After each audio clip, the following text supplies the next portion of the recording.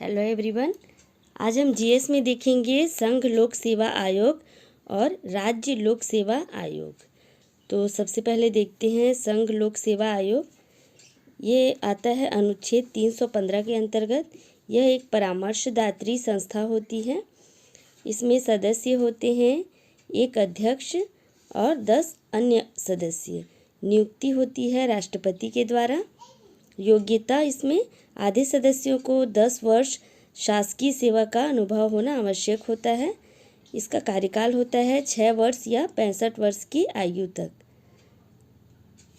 त्यागपत्र ये राष्ट्रपति को देता है और अध्यक्ष एवं सदस्यों की पद मुक्ति जो होती है ये इन कारणों से होती है: दिवालिया घोषित हो जाने पर या सवैतनिक नियोजन ग्रहण कर लेने पर या शारीरिक या मानसिक असमर्थता पर या कदाचार की स्थिति में राष्ट्रपति द्वारा सर्वोच्च न्यायालय से सलाह लेकर। वेतन जो है वो संचित निधि पर भारित होता है। कार्य: सेवाओं में नियुक्ति हेतु परीक्षाओं का संचालन, नियुक्ति पदोन्नति के बारे में परामर्श देना, राष्ट्रपति को वार्षिक प्रतिवेदन देना, ये इनके कार्य होते हैं। संघ लोक सेवा आयोग का अध्यक्ष भारत सरकार या किसी राज्य सरकार के अधीन किसी भी और नियोजन का पात्र नहीं होगा। संघ लोक सेवा आयोग के अध्यक्ष से भिन्न कोई अन्य सदस्य संघ लोक सेवा आयोग के अध्यक्ष के रूप में या किसी राज्य लोक सेवा आयोग के अध्यक्ष के रूप में नियुक्त होने का पात्र होगा, किंतु भारत सरकार या किसी राज्य सरकार के अधीन किसी भी अन्य नियोजन का पात्र नहीं होगा। भारत में 3 अखिल भारतीय सेवाएं हैं। ये हैं भारतीय प्रशासनिक सेवा IAS, भारतीय पुलिस सेवा IPS और भारतीय वन सेवा IFS। अब देखते हैं हम स्टेट पब्लिक सर्विस कमीशन, राज्य लोक सेवा आयोग, जो कि अनुच्छेद 315 के अंतर्गत आता है। यह एक परामर्शदात्री संस्था होती है। इसमें सदस्य जो हैं एक अध्यक्ष और अन्य सदस्य होते हैं। नियुक्ति राज्यपाल द्वारा होता है। योग्यता: आधे सदस्यों को 10 वर्षीय शासकीय सेवा का अनुभव होना चाहिए। कार्यकाल जो है वो 6 वर्ष या 62 वर्ष की आयु तक होता है।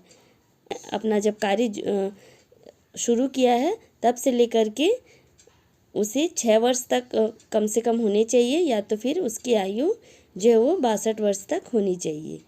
त्यागपत्र जो है वह राज्यपाल को देगा।